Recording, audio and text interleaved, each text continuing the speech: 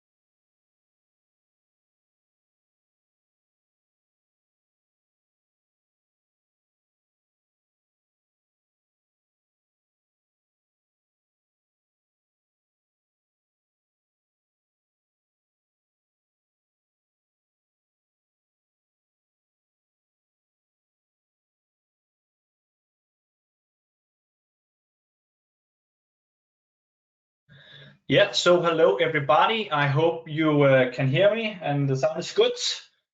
So my name is Martin and I am the CCO at Flextribe, and I am very excited to present this second webinar we have in Flextribe, and thanks to the panelists and also for all the attendees.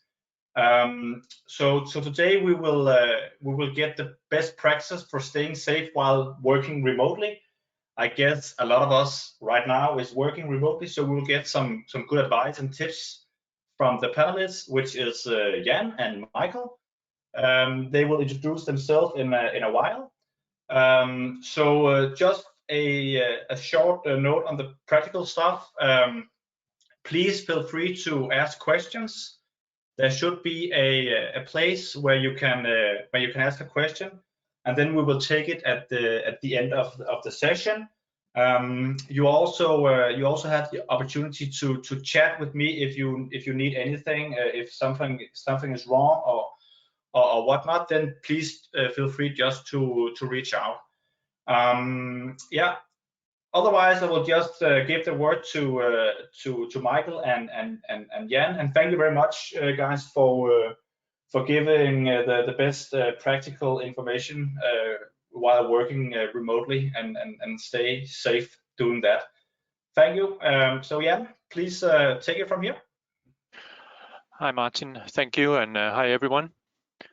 My name is Assistant Jan Bo Liljendahl. I'm the owner of AIM and have been working with information security and information management for quite some time, since 1968. My focus have been on disaster recovery and business continuity. I've worked for a number of large companies, both consultancies and production companies, both in the UK and the US. A total of 10 years outside of Denmark, predominantly in the utility, the finance, and the pharmaceutical areas.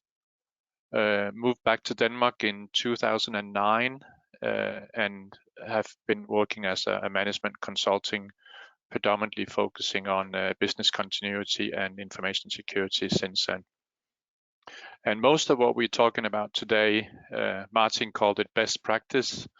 I like to call it recommended practice, because best practice is probably different from it doesn't necessarily apply to all companies. And most of today is really just elements of business continuity. We have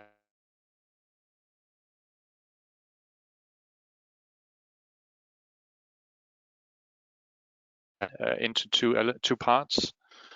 First part, where we speak about what corporates can do, and which is predominantly me speaking, and the second part, which will be Michael speaking about what an employee can do in regards to minimize cybersecurity threats.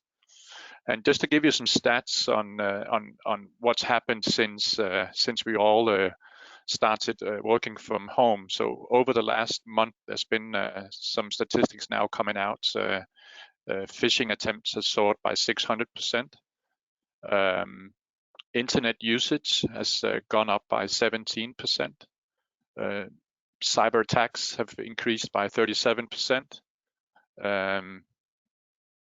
National registers, including DK Hostmaster here in Denmark, is seeing a huge soar of website names that are linked to COVID-19, and they are struggling to shut those domains down. With the help of our National Cybersecurity Center, both here in Denmark and throughout the world, they are all stepping in to try to remove malicious and phishing sites. And aside from the threat level, they also noticed that if you look at the type of searches that people do, there's been a 400% increase in searches about tutorials, how to do things. Now, if you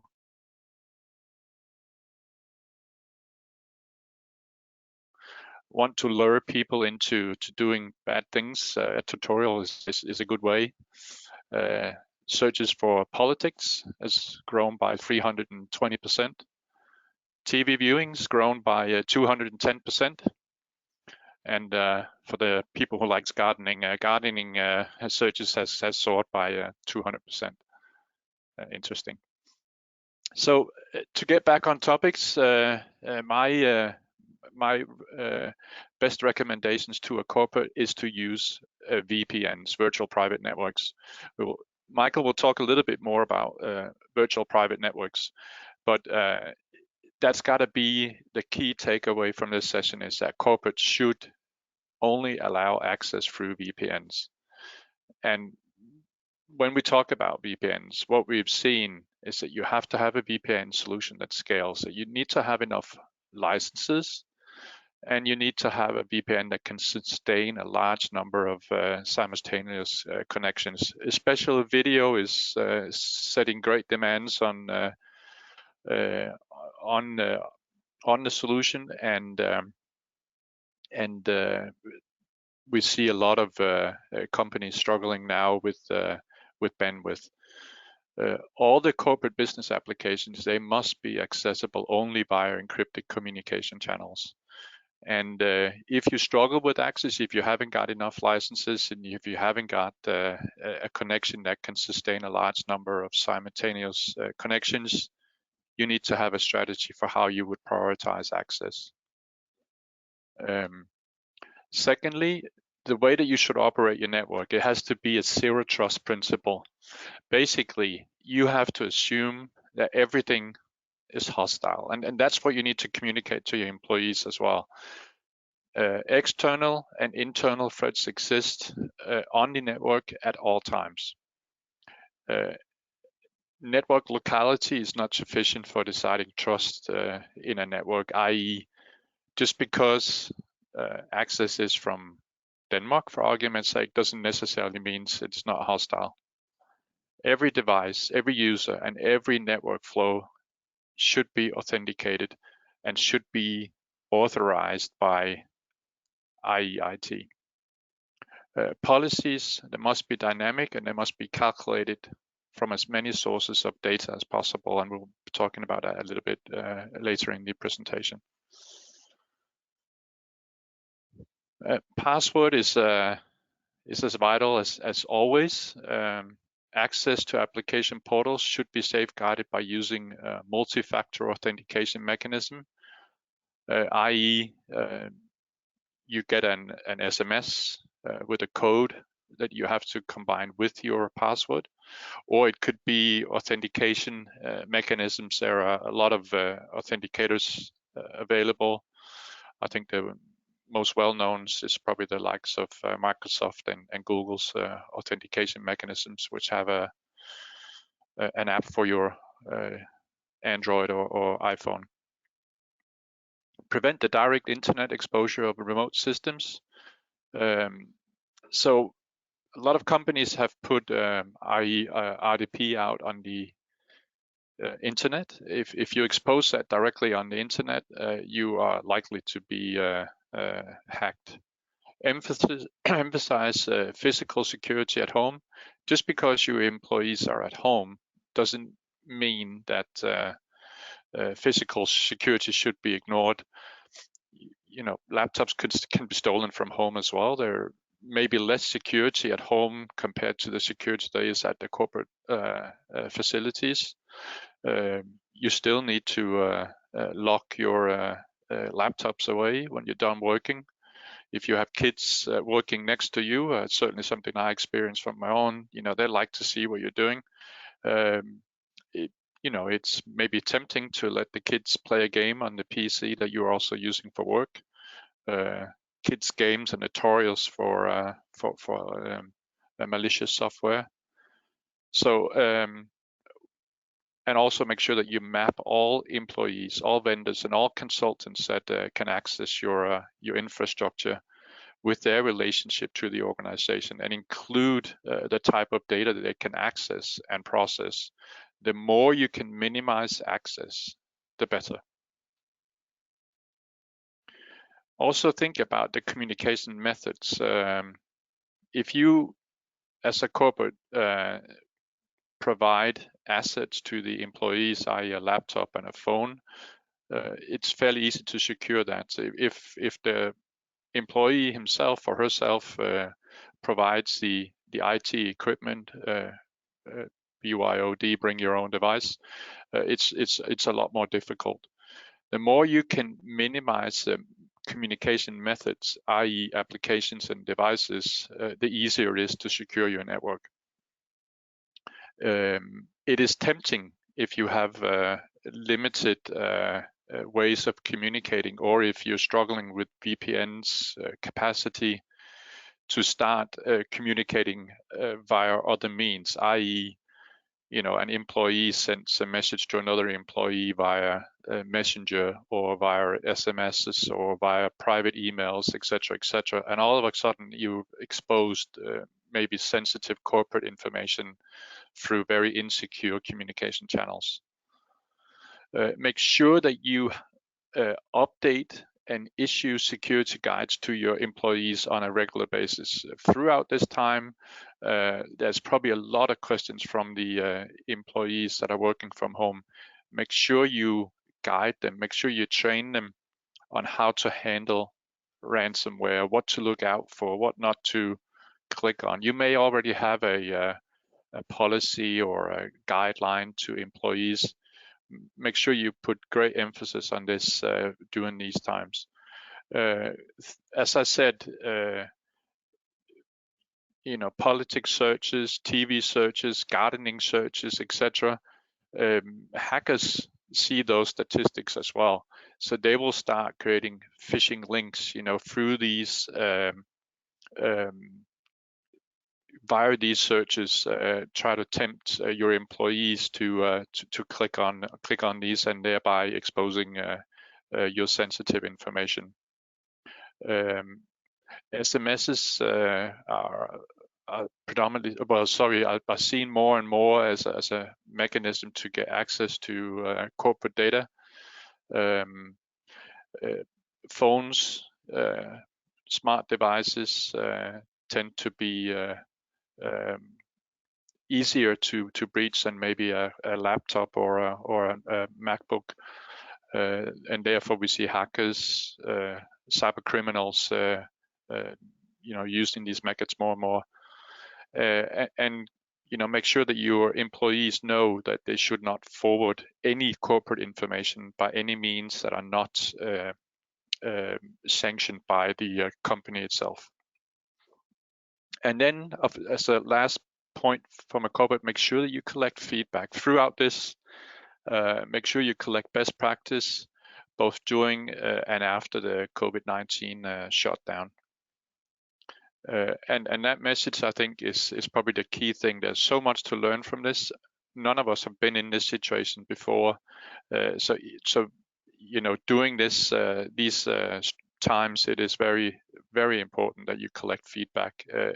There's got to be great feedback that from employees that can be shared with the rest of the organization. And with that words, I'll just hand over to Michael, who's going to talk a little bit more about the employees themselves, what they should be considering.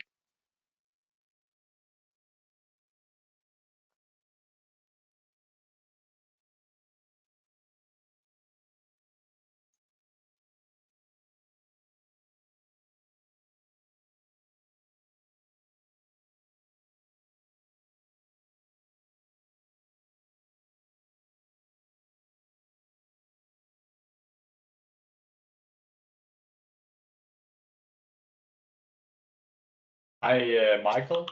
I think you need to unmute. Yeah, I just had a small technical problem, so it seems to be loud and clear now.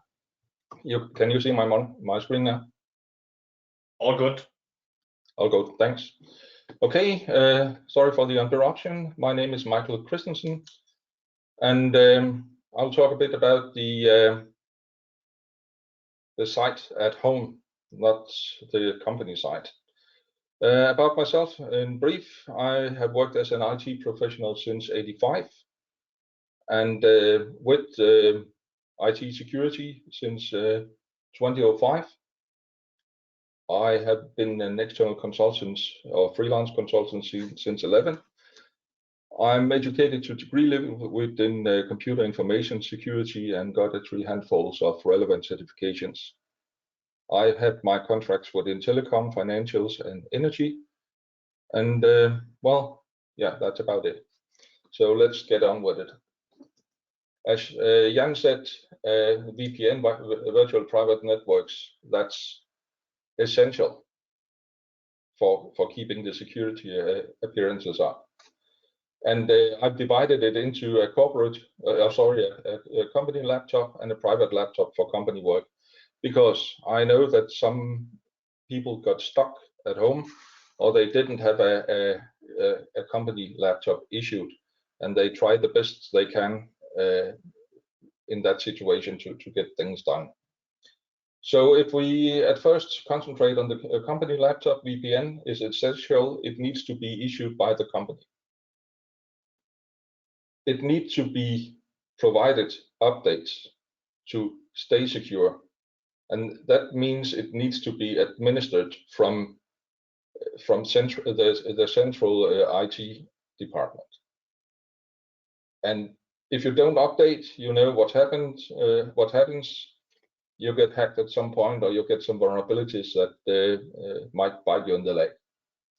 Same goes for anti-malware protection. It also needs to be a system issued by the company. And I recommend you put something on. I know that there's some stories about Macs, they don't need it. That's not my impression at all. And at least on Windows software, I use a few systems myself to not being hacked, especially those systems that actually take care of third-party products is a good one. Device encryption.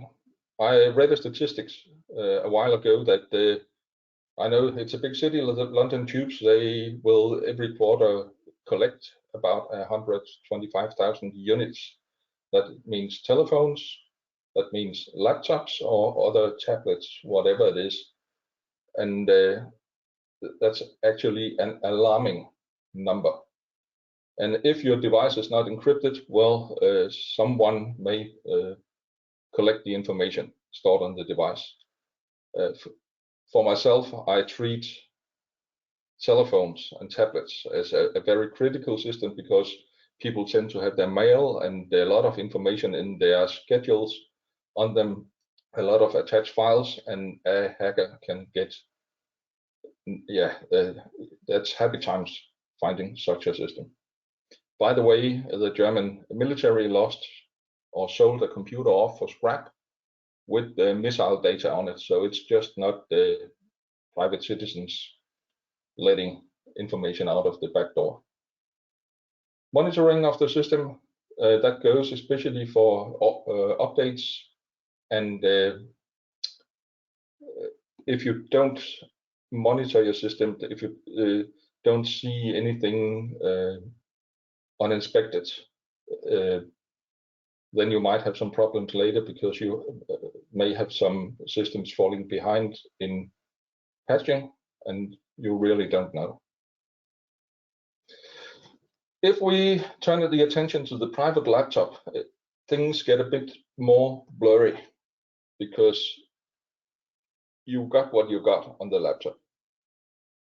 So you could use some kind of a virtual desktop, some Citrix or something like that to get access to the data. You could get some VPN support from the company. And here in both the company laptop and the private laptop, you should take a bit care because there are different types of tunneling. There's a split tunneling type of setup where you collect some data on the internet, the evil internet, and the other data it comes from your company, and that'll be encrypted, whereas the internet connection does not. So in that setup, endpoints really depend on that you have the right protection, you are patched, you are provided with anti-malware software and that kind of thing. So be aware that you can use split tunneling. I know that a lot of companies have been using that because of bandwidth issues. It takes much more when you stream all your Netflix movies across a VPN tunnel instead of just getting them directly on the internet. But it raises some security concerns. Updates must be automated. You must include third-party software, WinZip, Adobe, all that kind of usual suspects need to be updated. Anti-malware protection, you need to have updates of both the software and the signature files. And you need to check that at your own PC, and you're on top of that. There's no central monitoring of the systems. Anti-malware protection, yeah. Still, Macs can be an issue if you don't protect them. Windows, of course, can be an issue. And then sharing files. You need to do that through some secure channel that is corporate approved. There's a lot of guys using Dropbox and OneDrive from private sources to share files. That's not really good enough, and the Danish intelligence agency they do not recommend that you use that kinds of unapproved sources for sharing files. Same goes for sharing it on Messenger or LinkedIn or whatever social media you're using. Get your company to set up some way that you can share the files, then use that and don't make any shortcuts. Still, while sitting at home on your private laptop, your company policies and rules, they still apply for your work. Be aware of that, and be aware of that if you step too far away, there might be sanction that will bite you in the leg.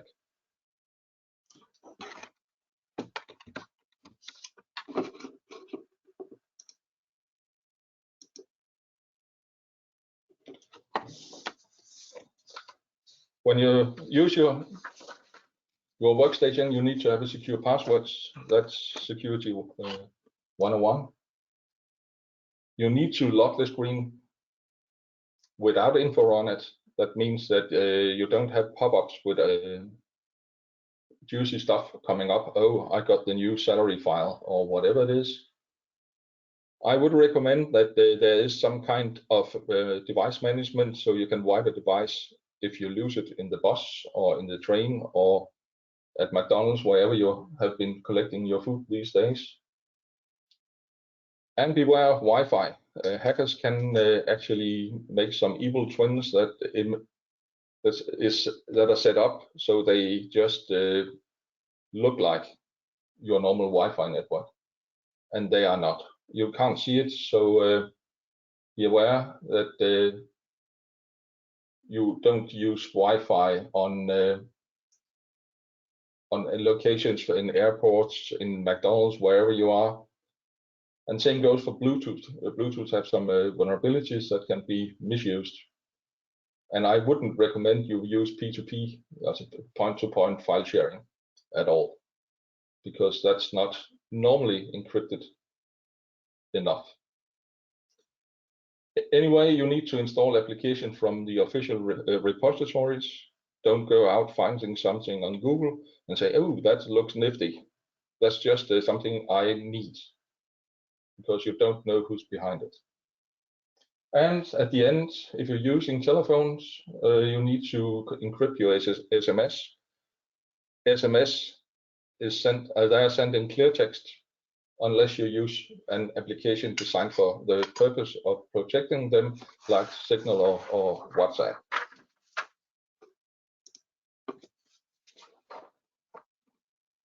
Securing the home office, you still need to address the issue of who have access to your data. Could be your husband, your wife, your partner, and your children. And when you're working, and the data should not be handled by anyone else than yourself. And I guess your company policy has something to say about that too. How's the print handled? Does it just lie on the desk, or is it under lock? Do you have a lock screen? Can anyone put USB devices into your computer? That's not a very good thing if you work with sensitive data. Same goes for auto run on DVD and CD. If you get anything of that, if you have it, indeed a drive still on your computer. Theft, you need to address it again. You need to be able to wipe the device, or it needs to be encrypted. who's gonna pay if you lose the company computer, or if you lose your computer while working with it? Are you insured about that? And locks to the house and alarms pretty much give itself.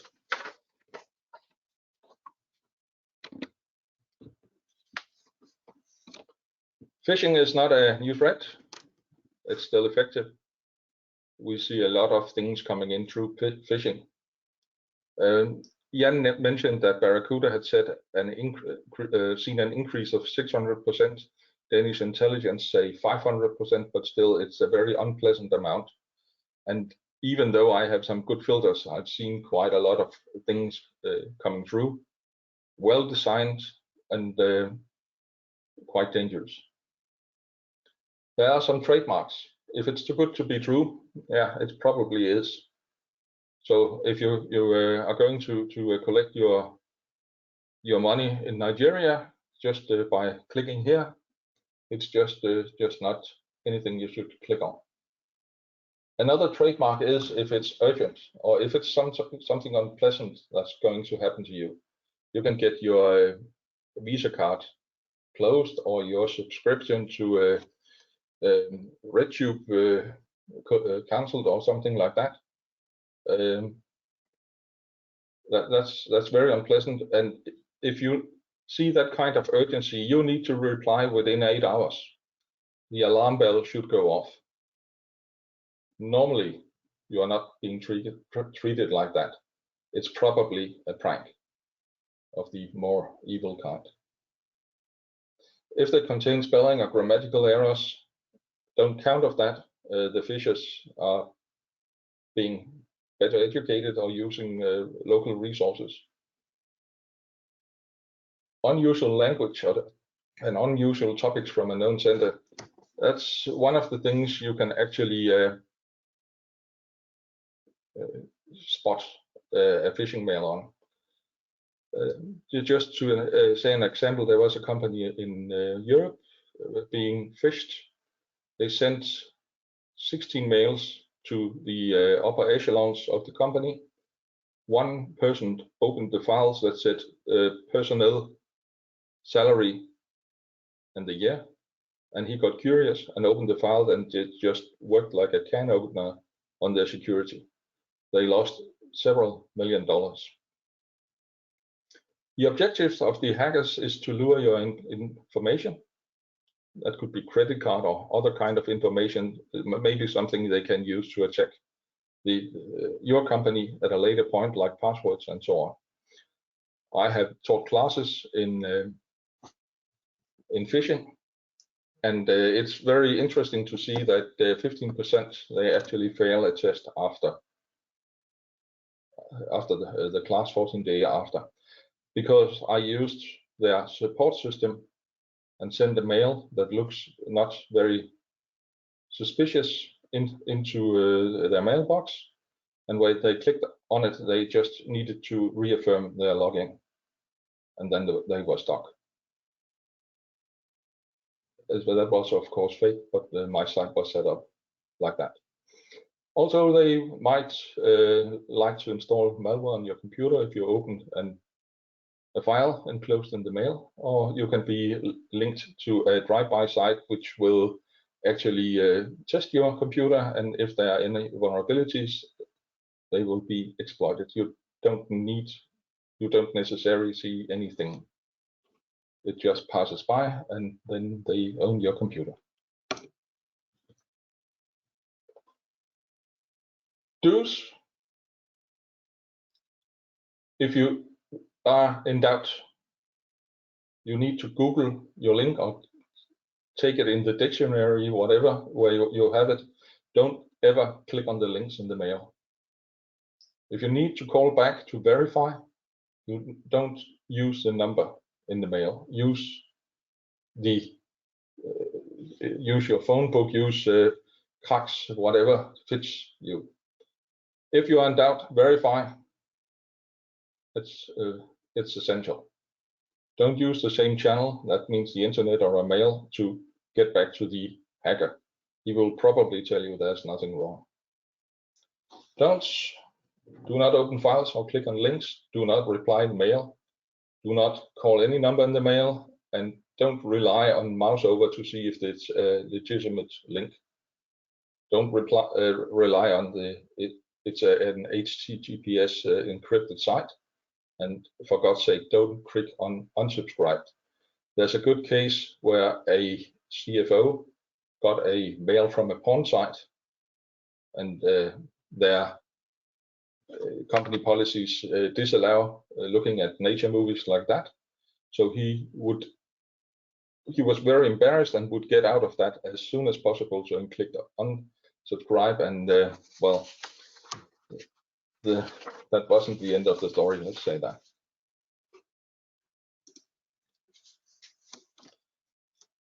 Okay, that concludes my presentation. Hope you have some questions. Elsewise, thanks for now. And I hand back to Martin. You can just leave it here. I think, okay, that's fine. I will. Yeah.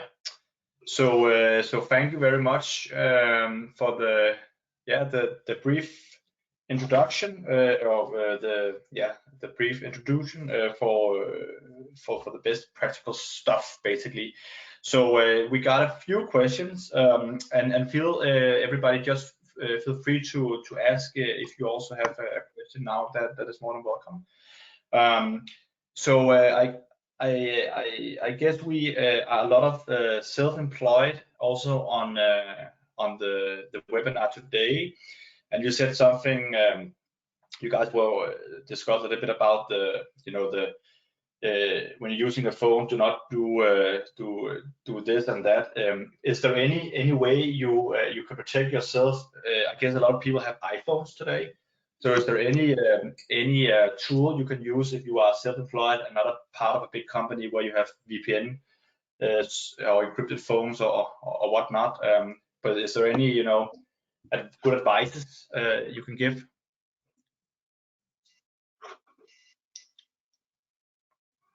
I don't know, Michael. Maybe you can. Yeah. Take this.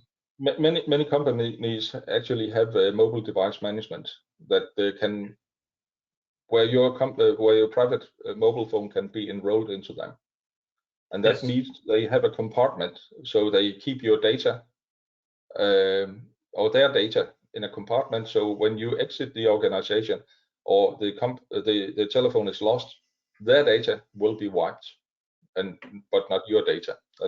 That's your own responsibility. But again, there are multiple pieces of software you can install from different vendors that enable you to actually do the same kind of stuff with your telephone. But I definitely prefer the mobile device solution provided by the company. Okay. So I think if I can add to that as well, this is Janbo. If you're a one-man company and you not haven't got any ways of participating in some kind of a corporate solution, all Michael's suggestions in regards to how you should handle devices. There was one, with a company issued and one with not company issued. All the recommendations, how to handle for a non-company issue, that should still be followed for you as an individual. And as Michael said, there are solutions out there for one-man companies as well, VPN solutions out there which can be purchased for very small amounts. Yeah, I think some of these solutions, if you guys would maybe share your preferred one, I think that would be a good tip to some of our attendance here. If you have one or two tools that you can tip off, it would be much appreciated. So in terms of the current situation, how many do you know how many cyber attacks we have today in Denmark? How afraid should we be in other terms? If you see the recommendation from Danish intelligence, there has been a significant increase in the hacker activity. So hackers.inc, they are probably working from home, some of them, but they are definitely at work, and they are very active, and that goes both for the script kiddies, the low end of the hackers, but also we see on data crime, and we see it on state-sponsored or state actors.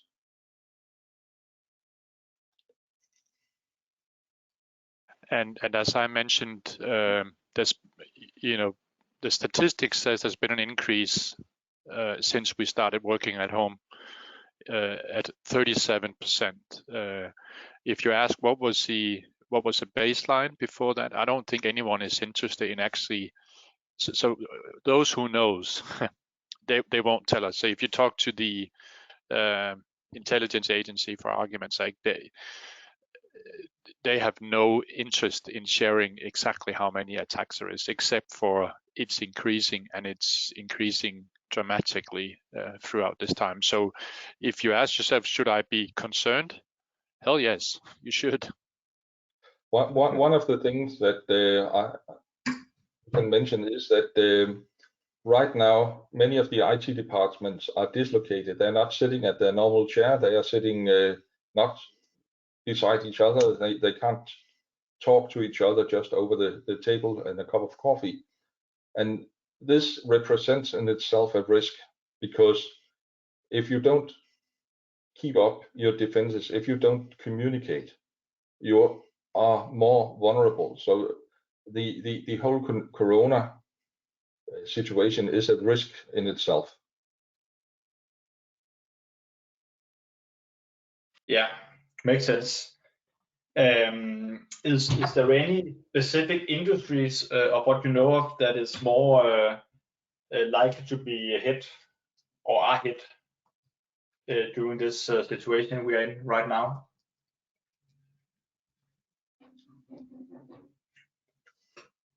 It's a bit of a different or difficult question to ask, but always there's a threat against critical infrastructure, and that's at least from the state-sponsored or state actors.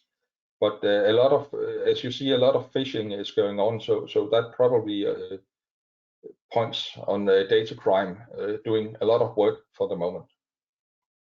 So within these areas, we need to be concerned about that. So it's just not one thing they are going after. It's a multitude of things. So the state-sponsored could be, i.e., Russia or Iran, Ukraine. I think there's other companies, also the other countries you could mention that where these type of attacks are typically generated. What Michael is saying, correct me if I'm wrong, Michael, is that is typically targeted against critical infrastructure in the countries, i.e. utility companies. Whereas your average criminal from China, sorry, because China are doing a lot of economical hacking.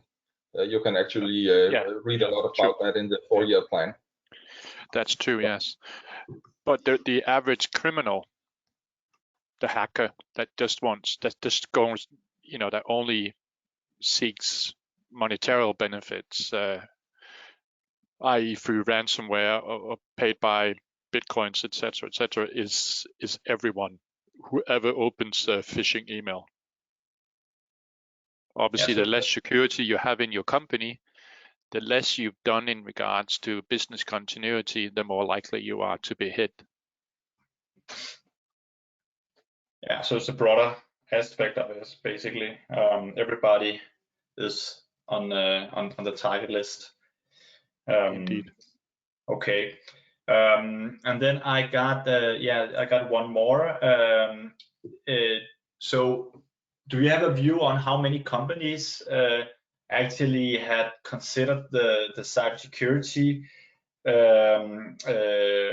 agenda and working remotely during the crisis when right now? So how many companies actually considered that they needed to implement some sort of cybersecurity thing at home for all the employees.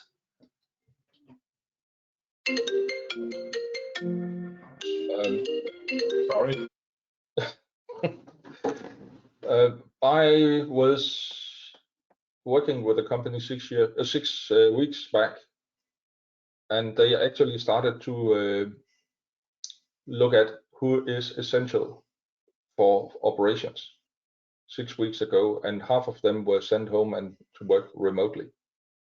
So that was kind of impressive, because they sit on a piece of financial infrastructure, and they don't want to end up in a situation where they have too many sick people to keep on the operations. So that was actually 7 weeks ago now. They unwrapped their pandemic plan. And I teach business continuity classes. And when I talk pandemic, people are rolling their eyes normally. I think that's changed. So that is my impression too. I think a lot of companies were unprepared for this, and it was a huge task. But I think we've actually dealt with it in Denmark remarkably well, I think, compared to many other countries. Indeed. Yeah, so we've been a little bit more on top of this, maybe. I think a lot of companies in Denmark are fairly mature, although it may not be documented, but just the way that people act in Denmark is probably has been more mature than what we've seen in other countries. Yeah, and a little bit of a warning from my side, because I have this sadistic tendency of working with GDPR, and when you have data flowing around on laptops, more or less in company control, you need to sweep that up after this have vanished again. You need to keep control of the print, and yeah, that's actually quite a huge task to get in control again. Yeah, that makes sense. Perfect sense. So I think we will wrap it up now. Do you have any, one or two good tips or something you want to leave on our mind before we close down the webinar? Something you want to emphasize, or what it could be anything before we close down? I think my best recommendation is to make sure you learn as much as you can from this. This is a once in a lifetime opportunity to learn something new. I don't think there's anyone who've tried what we're going through before. This is an excellent opportunity to work on best practices and work on ways of solving things going forward. Yes, yeah, and when you come on the other side, adjust your plans. If you don't have a plan for pandemic or for some of the other interesting things, fire and so on, get one, because at some point you're going to need it. So learn and act, or learn and adjust. Yeah. Or have a plan. Yeah, adjust. Yeah, that's very good advices. Jan and Michael, thank you very, very much for giving us some good hands-on tools that we can use. It's much appreciated. And thank you for your time. And I think I will share the presentation afterwards, if that's okay with you guys. Absolutely. Super. And then I would really like some feedback. It's our second webinar at Flextribe right now, so I would love to get some feedback from all both panelists and also who attended in general. So I will just send out an email afterwards as well. But that's all for from my side, and and Jan and Michael, once again, thank you very much for the time. You're welcome. Pleasure. Okay. Jamen, så lukker vi ned nu. Tak for det. Ja. Hej. Okay.